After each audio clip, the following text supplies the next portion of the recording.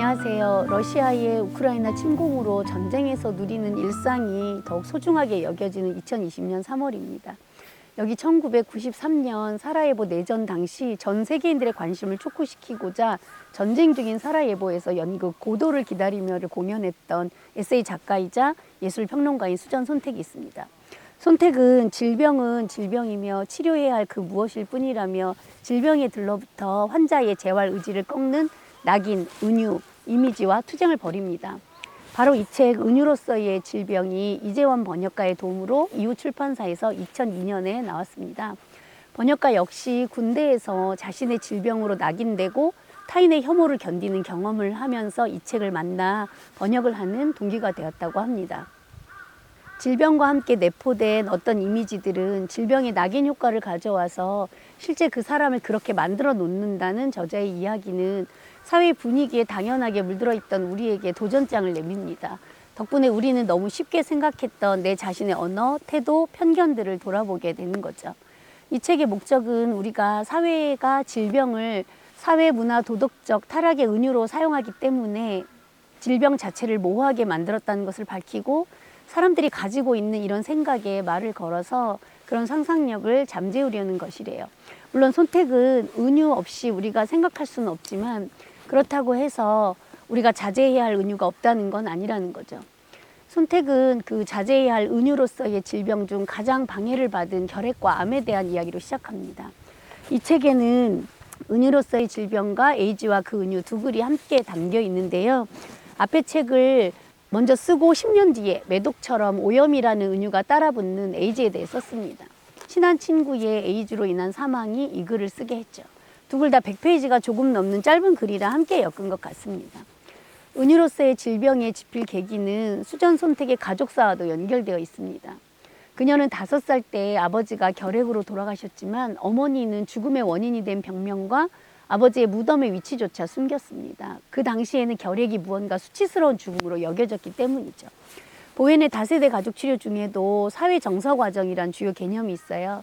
한 가족 내에서 발생한 질병을 다루는 데 있어서 질병이 갖는 이미지는 가족 구성원들이 그 환자를 어떻게 대하는 것과도 매우 관련이 있죠.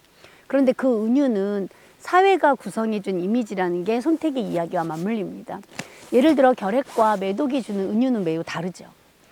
엄격하고 보수적인 캐톨릭 집안에서 미혼의 딸이 걸린 자궁암은 가족 내 암묵적인 비밀이 되기도 합니다. 손택은 매우 많은 문학 작품들을 인용하면서 결핵이 창백한 얼굴로 인해 천사 같으며 한층 높은 수준의 감정을 충만케 하는 우수어린 이미지로 낭만화되면서 오히려 건강함을 천박하게 여기게 되는 경우도 있었다고 합니다.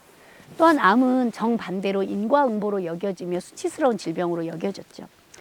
프로이트는 이미 시인과 철학자들이 발견해 놓은 무의식을 과학적 방법으로 연구하고자 함을 인정했듯이 손택도 문학을 통해 사람들이 질병을 어떻게 대하고 있는지를 알아보고자 한 연구의 결과물입니다. 그녀는 질병을 신비화하는 언어들로부터 벗어나 삶과 죽음을 제대로 대할 수 있게 만들고자 했죠. 처음 코로나19의 질병이 사람들의 공포심을 자극해 편집증적인 사회가 되었던 우리의 모습도 기억이 나는데요. 손택은 있는 그대로 사물을 경험하는 투명성이라는 그녀만의 언어로 우리의 경험을 우리가 더 실제적으로 느끼도록 도전을 주고 있습니다. 그래서 인간적 감수성을 회복해야 한다고 보았죠. 책의 내용을 더 잘 이해하기 위해 역자인 이재원 번역가의 해설을 보면 질병을 둘러싼 은유는 해당 질병의 발병 원인을 제대로 몰랐기 때문에 등장하기 시작했다는 거예요.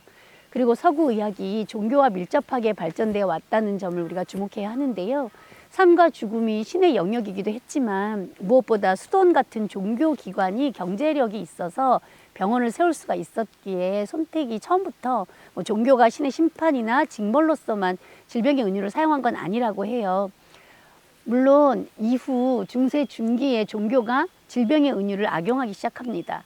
다만 질병의 원인을 몰랐던 우리의 무지를 탓해야지 무지의 결과를 원인으로 생각하면 안 된다는 것을 잊지 말라고 하네요.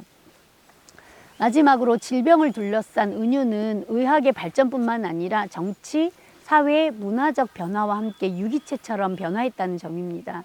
오랫동안 우리는 히포크라테스의 4가지 책 이론에 근거하여 균형이 깨어질 때 질병이 발생한다는 이론이 지배적이었어요. 그러나 세균의 발견은 질병의 원인이 재앙이나 천벌이 아니라 객관적 실체라는 사실을 이해하기 시작했고, 이후 질병이 신체에 침략한다는 군사적인 은유를 낳기도 했습니다.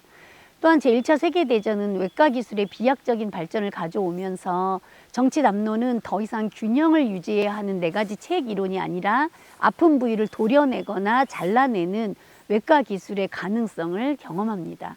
이런 영향으로 사회의 개조를 위해 질병의 은유를 사용하기 시작하죠.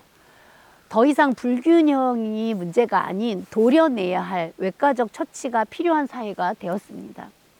나치즘과 파시즘 같은 전체주의 질병이 은유를 많이 사용하게 된 것도 이런 이유였다는 거예요.